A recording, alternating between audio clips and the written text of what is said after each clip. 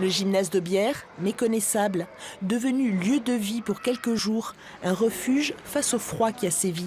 Cette nuit, une soixantaine de personnes vont y dormir, tout en sachant que dans quelques jours, la structure fermera et que ce sera probablement le retour à la rue. On a le droit à une semaine complète, et après on a une semaine dans la rue, une semaine complète, une semaine dans la rue. Voilà, donc après, quand on est dans la rue, on cherche un porche, on cherche un endroit où dormir. Il y en a qui dorment dans des accueils de banque, il y en a qui dorment dans les porches des immeubles. Voilà, tout dépend où il y a de la place. De par sa taille, l'agglomération clermontoise est attractive pour les plus démunis, car la journée de beaucoup de SDF se passe à trouver un abri, mais aussi un emploi.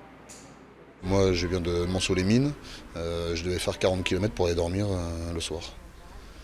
Voilà, de mon lieu de travail, je fallais que je fasse 40 km pour rentrer et me reposer, et le lendemain matin, refaire 40 km, et ainsi de suite, comme ça pendant 15 jours.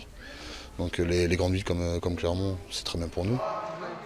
Durant les grands froids, le gymnase était ouvert 24 heures sur 24. Au Redoux, il a fermé en journée pour permettre aux bénévoles présents de reconditionner la structure et de souffler un peu.